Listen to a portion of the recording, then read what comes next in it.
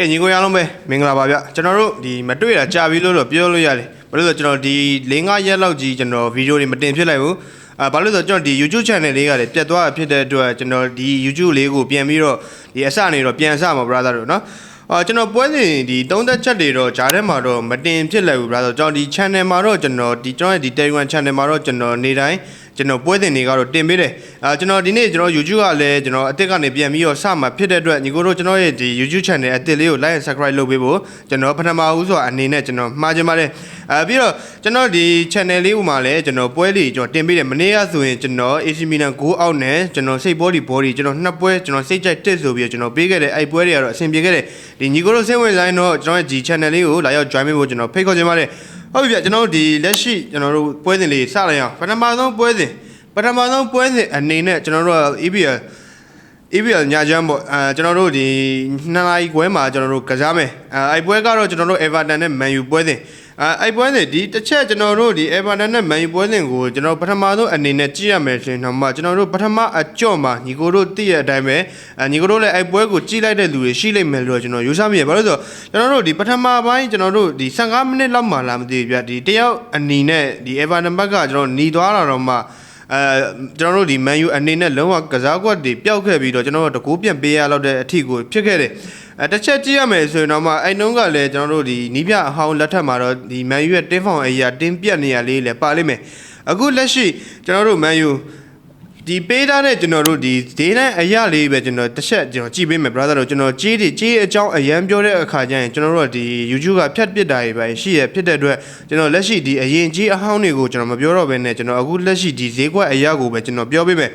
လက်ရှိကျွန်တော်တို့ Man U ကအဝေးကွင်းကနေပြီးမှကျွန်တော်တို့က1အပေါင်း65ဆိုပြီးကျွန်တော်တို့ဈေးနဲ့တစ်ရက်ကိုပေးထားတယ်ဒီဂိုးပေါင်းသေးကလည်းကျွန်တော်တို့က3အပေါင်း50ဆိုပြီးတော့ကျွန်တော်တို့ကဈေးနဲ့တစ်ရက်ကိုပေးထားတယ်ဒီဈေးနဲ့ပေးထားတဲ့ဈေးနဲ့အရာကြည့်ရမယ်ဆိုရင်တော့မှကျွန်တော်တို့ Man U ကကျွန်တော်တို့ဂိုးရနိုင်ခြင်းများလိမ့်မယ်လို့ကျွန်တော်ယူဆပေမဲ့ဒါပေမဲ့လက်ရှိနှစ်သင်းလုံးရဲ့ဒီကျွန်တော်တို့တင်းဖောင်အရာတစ်ချက်ကြည့်ရမယ်ဆိုရင်တော့မှ Everton အခုလက်ရှိမှာကျွန်တော်တို့ပွဲစဉ်တွေကစားခဲ့တယ်ဒီကျွန်တော်တို့အဝေးကွင်းထက်ဆိုင်အိမ်ကွင်းထက်ဆိုင်ကျွန်တော်တို့အဝေးကွင်းကပို့ပြီးတော့ကောင်းတယ်ကျွန်တော်တို့အိမ်ကွင်းမှာဆိုရင်သူ့အနေနဲ့တော်တော်လေးဒီအဆင်မပြေနေတဲ့အပိုင်းလေးတွေမှာပါတယ်ဘာလို့လဲဆိုတော့ကျွန်တော်တို့လက်ရှိဒီအိမ်ကွင်းစွမ်းဆောင်ရည်အရာကြည့်ရမယ်ဆိုရင်တော့မှကျွန်တော်တို့ Everton ကအဆင့်14မှာရှိတယ်ကျွန်တော်73ဝက်ကစားတယ်ကျွန်တော်4ဝက်နိုင်ကျွန်တော်4ဝက်တရင်နဲ့ကျွန်တော်တို့5ဝက်ရှုံးလာတယ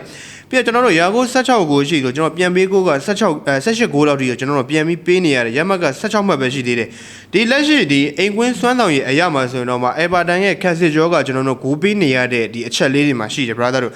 တစ်ချက်ကျွန်တော်တို့ဒီ Man U ရဲ့အဝေးကွင်းဒီစွမ်းဆောင်ရည်အရာကြည့်ရမယ်ဆိုရင်တော့မှ Man U အခုလက်ရှိမှာအဝေးကွင်းစွမ်းဆောင်ရည်ကျွန်တော်တို့အဆင့်9မှာရှိတယ်ကျွန်တော်73ပွဲကစားရတယ်ကျွန်တော်တို့ဒီ4ပွဲနိုင်တယ်ကျွန်တော်တို့6ပွဲတက်ရည်တော့ကြီးကြာထားပြီးကျွန်တော်3ပွဲလောက်ပဲသူရှုံးထားသေးတယ်ရာကို22ကိုကျွန်တော်ပြန်ပေးကို22ကိုဒီရမှတ်ကတော့ကျွန်တော်18မှတ်လောက်ထိတော့ရှိတယ်ဒီနှစ်ချက်ကိုကြည့်ရမယ်ဆိုရင်တော့မှ Everton နဲ့ Man U အခုလက်ရှိမှာကကျွန်တော်တို့ခန်းစင်အားတော်တော်အားနည်းတဲ့အပိုင်းလေးမှာပါလိမ့်မယ်ဘာလို့လဲဆိုတော့နှစ်သင်းလုံးကရာကိုရှိလို့ကျွန်တော်တို့ပြန်ပေးကိုကလည်းကျွန်တော်ပြန်ပြီးတော့ပေးနေရတယ်အဲ့တစ်ချက်ကြည့်ရမယ်ဆိုရင်တော့မှအနည်းဆုံးဒီနှစ်ဖက်ဂိုးသွင်းတာလေးတွေတော့ကျွန်တော်တို့ဒီညမှာမြင်တွေ့ရဖို့ရှိရလို့တော့ကျွန်တော်ယူဆမိတယ်ဟုတ်ပြီတစ်ချက်ကျွန်တော်တို့ဒီလက်ရှိဒီEverton ရဲ့ဒီနောက်ဆုံးကစားရတဲ့ပွဲစဉ်တွေမှာဆိုရင်တော့မှကျွန်တော်တို့ကြည့်ရမယ်ဆိုရင်တော့ Everton နောက်ဆုံးဘုံပေါက်ကို 1-2 ဆိုတဲ့ရလဒ်နဲ့သူအိမ်ကွင်းမှာသူရှုံးတယ်ဒီ Leeds United ကိုလည်းကျွန်တော်တို့ဒီအိမ်ကွင်းကနေပြီးတော့ 1-1 ဆိုတဲ့ရလဒ်နဲ့သူတရေကျထားတယ်ဒါပေမဲ့အဝေးကွင်းမှာကျွန်တော်တို့အဆင့်3မှာရှိတဲ့ Aston Villa လို့အသင်းတော်မှာသူ 0-1 ဆိုတဲ့ရလဒ်နဲ့သူနိုင်ခဲ့တယ်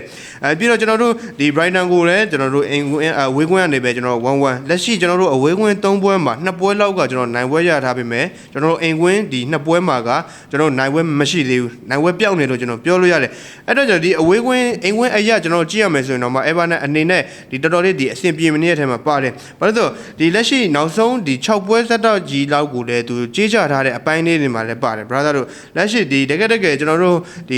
ီလက်ရှိမှာကျွန်တော်တို့တကယ်ကောင်းနေတဲ့ကျွန်တော်တို့နောက်ခံကစားသမားတကယ်လုံးဝအဓိကကစားသမား Everton မှာရှိတယ်ကျွန်တော်တို့ O'Brien ကလည်းကျွန်တော်တို့ကနာနေတဲ့အထဲမှာပါတယ်ဟုတ်ပြီတစ်ဖက်ကျွန်တော်တို့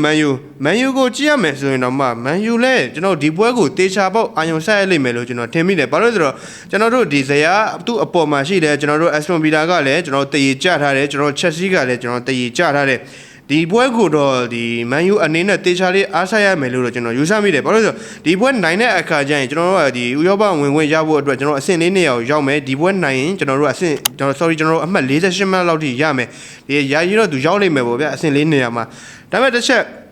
ဒီကြည့်ရမယ်ဆိုရင်တော့မှဒီဟတ်တူကဒီထိတ်တိုက်တွဲဆုံမှုအရာမှာဆိုရင်တော့မှကျွန်တော်တို့နောက်ဆုံး3ချိန်မှာမန်ယူကဒီအေဗာတန်ကိုကျွန်တော်တို့မနိုင်သေးဘူးဘာလို့လဲဆိုတော့နှစ်ပွဲတက်ရည်နဲ့ကျွန်တော်တို့အင်ကွင်းကနေပြီးပဲမန်ယူကကျွန်တော်တို့ပထမအကြော့မှာတပွဲရှုံးထားတယ်အဲ့တစ်ချက်ကြည့်ရမယ်ဆိုရင်တော့မှမန်ယူအနေနဲ့ဒီပွဲစဉ်ကိုတော့သူတေချာလေးကစားလာရမယ်လို့ကျွန်တော်ယူဆမိတယ်ဘာလို့လဲဆိုတော့လက်ရှိကျွန်တော်တို့ကန်စစ်ကလည်းတိတ်ပြီးတော့အခြေအနေမကောင်းနေဘူးကျွန်တော်တို့လက်ရှိမှာဒီကစားသမားအရာကျွန်တော်တို့နာနီးရဲ့ကစားသမားအရာမှာကြည့်ရမယ်ဆိုရင်တော့မှကျွန်တော်တို့ဒေါကူတို့ကျွန်တော်တို့မေဆင်မောက်တို့ကျွန်တော်ဒီလက်တို့ဘာတို့ကလည်းပါလာနိုင်မယ်ကျွန်တော်တို့မထင်ဘူးအဲ့အတွက်ကြောင့်ဒီပွဲစဉ်ကိုတော့ဒီအေဗာတန်အနေနဲ့ကျွန်တော်တကူလောက်ကတော့ကျွန်တော်အနည်းဆုံးရလိမ့်မယ်လို့တော့ကျွန်တော်ယူဆမိတယ်တကယ်လို့မန်ယူနည်းနည်းဒီပွဲစဉ်မှာတော့တော်တော်လေးခက်ခဲနိုင်တဲ့အပိုင်းနဲ့မှာပါတယ် brother တို့ဒီပေးထားတဲ့ဒီဈေးတန်းဈေးကွက်အရာမှာဆိုရင်တော့မှကျွန်တော်ဒီရွေးချယ်မှုအရာမှာဆိုရင်တော့ကျွန်တော်နှစ်ဖက်လုံးကဒီဂိုးရလိမ့်မယ်လို့တော့ကျွန်တော်ယူဆမိတယ်အနည်းဆုံး1-2တပေါက်လောက်ကတော့ကျွန်တော်တွားလိမ့်မယ်လို့တော့ကျွန်တော်ယူဆမိတယ်ပေးထားတဲ့ဒီ body ဈေးတန်းအရာကျွန်တော်တို့ဒီပြင်းရှနေတာဖြစ်တဲ့အတွက်ကျွန်တော်ကတော့မန်ယူတစ်လုံးလောက်နဲ့ကျွန်တော်ကတ်နိုင်မယ်လို့ကျွန်တော်ယူဆမိတယ်အဲ့တော့ကျွန်တော်ရွေးချယ်မှုအရာကျွန်တော်ဂိုးပေါင်းအပေါ်ဘက်နဲ့ကျွန်တော်မန်ယူ body ကိုကျွန်တော်ဆွန့်သွားပြီးတော့ကျွန်တော်ရွေးချယ်ကြည့်ချင်ပါတယ်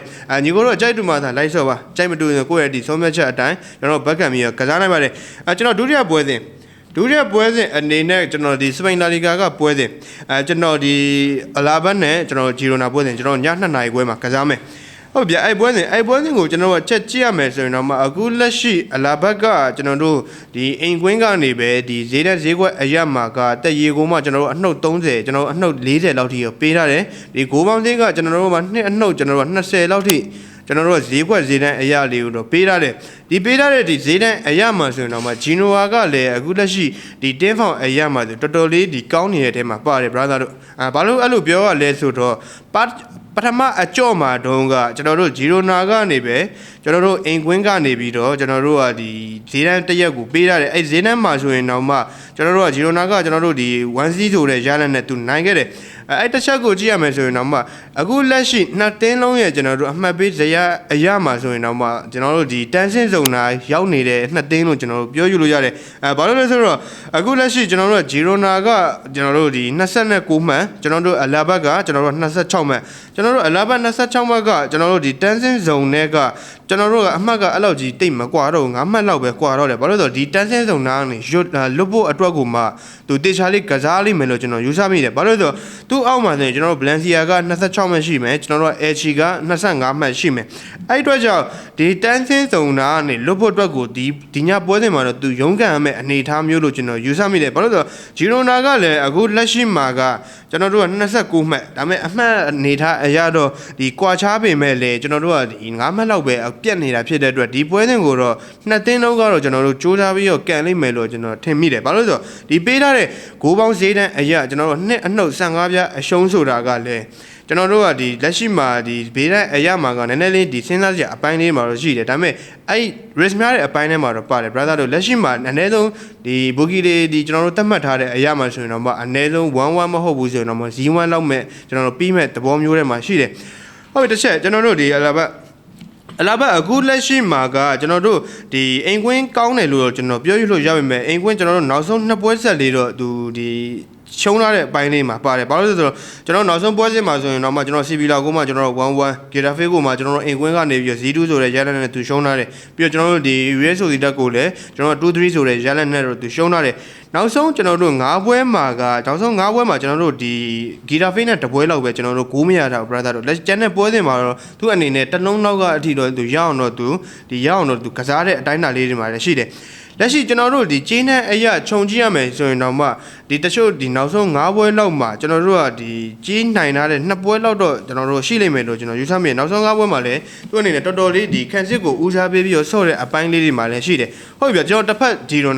ီရိုနာဘက်ကိုကြည့်ရမယ်ဆိုရင်တော့အခုလက်ရှိမှာကျွန်တော်တို့ကတန်းစင်းစုံနဲ့9မှတ်ကွာနေတယ်ကျွန်တော်တို့နောက်ဆုံး9ပွဲမှာဆိုရင်တော့ကျွန်တော်တို့ဒီ Obito တပွဲကိုပဲသူရှုံးထားတဲ့အပိုင်းလေးတွေမှာပဲရှိသေးတယ်ဘာလို့လက်ရှိဂျီရိုနာကစားနေတဲ့တင်းဒီကျွန်တော်တို့တင်းဖောင်အရာကြည့်ရမယ်ဆိုရင်တော့ဂျီရိုနာကျွန်တော်တို့ဒီဖွင့်ပြီးတော့ကစားတတ်တဲ့အကျင့်လေးတွေမှာလည်းရှိတယ်ဘာလို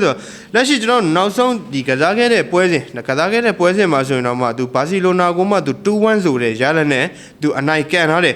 ပြီးတော့ကျွန်တော်တို့အဝင်းကွင်းတင်းဖောင်အရာမှာဆိုရင်တော့ကျွန်တော်တို့အဝေးကွင်းကနေပဲကျွန်တော်တို့ Real Oviedo ကို1-0ဆိုတဲ့ရလနဲ့သူရှုံးခဲ့တယ် sorry ကျွန်တော်တို့ဒီလက်ရှိ Espanyol ကိုလည်းသူ Z2 ဆိုတဲ့ရလက်နဲ့သူအဝေးကွင်းကနေသူနိုင်ခဲ့တဲ့ဒီလက်တင်းဖောင်အရာလေးတွေမှာတော့ရှိတယ် brother တို့လက်ရှိဒီနှစ်သိန်းလုံးကိုခြုံပြီးကြည့်ရမယ်ဆိုရင်တော့မှလေကျွန်တော်တို့အလာဘက်ကကန်ဆယ်ဦးစားပေးပြီးတော့မှကျွန်တော်တို့တိုက်စစ်ကိုကျွန်တော်တို့ဖွင့်ဆော့တတ်တဲ့အတင်းနဲ့ဖြစ်တယ်ကျွန်တော်တို့လက်ရှိဂျီရိုနာကလည်းကျွန်တော်တို့အဲ့လောက်ကြီးအထိကန်ဆယ်ကိုတေးပြီးဦးစားမပေးဘဲနဲ့ကျွန်တော်တို့ဒီကန်ဆယ်တိုက်စစ်ကိုပဲကျွန်တော်တို့ဦးစားပေးပြီးဆော့တတ်တဲ့အတင်းလက်ရှိကျွန်တော်တို့ဒီလူစင်ရင်အရာမှာကျွန်တော်တို့ကြည့်ရမယ်ဆိုရင်တော့မှဂျီရိုနာကဒီတိုက်စစ်မှာကျွန်တော်တို့ဒီလက်ရှိမှာဆိုရင်ကျွန်တော်တို့ဒီဒန်ယာရကစားသမားတွေများနေတယ်ကျွန်တော်တို့အဓိကတိုက်စစ်မှုကျွန်တော်တို့ရိုကာကလည်းကျွန်တော်တို့အနီကနဲ့ပွဲပယ်ခံရတဲ့နေရာလေးမှာလည်းရှိတယ် brother တို့အဲ့တစ်ချက်ကြကျွန်တော်ကြည့်ရမယ်ဆိုရင်တော့မှဒီပွဲစဉ်မှာလည်းကျွန်တော်ကတော့ဒီကျွန်တော် body နဲ့ရွေးရှင်ပေးမဲ့လေကျွန်တော် body နဲ့ကျွန်တော်ဂိုးပေါင်းဈေးလေးကိုတော့ကျွန်တော်ပို့ကြိုက်မိတယ်ဘာလို့လဲဆိုတော့ဂိုးပေါင်းကျွန်တော်တို့နှလုံးလောက်ထိကျွန်တော်တို့ရင်းရမယ်ဆိုရင်တော့မှဒီ15ပြားလောက်ပဲကျွန်တော်ရှုံးမှာဖြစ်တဲ့အတွက်ကျွန်တော်ကတော့အနည်းဆုံး1-1တစ်ပေါက်ကနေပြီးတော့ကျွန်တော်စကြည့်ရမယ်လို့ကျွန်တော်ယူဆမိတယ်အဲ့အတွက်ကြောင့်ကျွန်တော်ဂိုးပေါင်းအပေါ်ကိုပဲကျွန်တော်ရွေးချက်ပါတယ်ဒီဒုတိယအရာကျွန်တော်ရဲ့ဒီပပလောက်ပဲဒီရွေးချက်မှုအရာမှာဆိုရင်တော့မှကျွန်တော်ဂျီရိုနာ body ကိုပဲကျွန်တော်ရွေးချက်ကြည့်ချင်ပါတယ်ညီကိုတို့နဲ့တော့ဒီပွဲစဉ်ကတော့အကြိုက်တူမယ်လို့ကျွန်တော်မထင်ဘူးဘာလို့လဲဆိုတော့လက်ရှိဒီဂျီရိုနာကလည်းကျွန်တော်တို့ဒီလူနာစင်းရင်ကလည်းအရန်များနေတယ်ဒီအလာဘက်ကလည်းကျွန်တော်တို့ဒီတန်းစင်းစုံအနာကနေပြီးတော့ကျွန်တော်ရုန်းကန်ရဖို့အတွက်ကိုတော့သူ့အနေနဲ့တရေဘက်ကိုပဲဥတီမယ်လို့ကျွန်တော်မထင်ဘူးဘာလို့လဲဆိုတော့အနည်းဆုံးတက်ရှစ်ကတော့ကျွန်တော်ဒီညမှာဖွင့်ဆော့လာနိုင်တယ်ထင်မိရတဲ့အတွက်ကျွန်တော်အနည်းဆုံး1-1တစ်ပေါက်ကနေစကြည့်ရမယ်လို့ကျွန်တော်ယူဆမိတယ်အဲ့အတွက်ကြောင့်ကျွန်တော်ဒီပွဲစဉ်ကိုတော့ကျွန်တော်ဒီဂိုးပေါင်းအပေါ်ကိုပထမဦးစားပေးအနေနဲ့ကျွန်တော်ရွေးချယ်ကြည့်ခြင်းနဲ့ပြီးတော့ဒီဂျီရိုနာကိုတော့နည်းနည်းလောက်ပဲဒီဆော့ကြည့်ဖို့ကျွန်တော်အကြံပြုခြင်းနဲ့ကျွန်တော်ဒီနေ့ညပေးခဲ့တဲ့ကျွန်တော်နှစ်ပွဲကတော့ကျွန်တော် EPL က Everton နဲ့ Man U ပွဲကိုတော့ကျွန်တော် Man U အပေါ်နဲ့ကျွန်တော်ဂိုးပေါင်းအပေါ်ကိုပဲကျွန်တော်ရွေးချယ်ကြည့်ချင်ပါတယ်ပြီးတော့ sorry ကျွန်တော်ဒီ Man U body နဲ့ကျွန်တော်ဂိုးပေါင်းအပေါ်ကိုရွေးချယ်တယ်ဒုတိယပွဲနေကြတော့ကျွန်တော်တို့ Alavan နဲ့ကျွန်တော် Girona နဲ့ကိုတော့ကျွန်တော် Girona body ကိုကျွန်တော်နည်းနည်းလေးပဲရွေးချယ်ပြီးတော့ကျွန်တော်ဂိုးပေါင်းအပေါ်ကိုပဲပထမဦးစားပေးအနေနဲ့ကျွန်တော်ရွေးချယ်ကြည့်ချင်ပါတယ်ညီကိုတို့အကြိုက်တူမှသာ like ဆော့ပါအကြိုက်မတူရင်ကိုယ့်ရဲ့ဆုံးဖြတ်ချက်အတိုင်း back ကန်ပြီးတော့ကစားနိုင်ပါတယ်ပြီးတော့ကျွန်တော်ဒီ channel အသစ်လေးကိုလည်း like and subscribe လုပ်ဖို့မမေ့ပါနဲ့ဦးလို့ကျွန်တော်မျှော်လင့်မိပါတယ်အားလုံးပဲဒီညလည်းအနိုင်နဲ့ပိုင်းနိုင်ကြပါစေဂိုးလာပါဗျ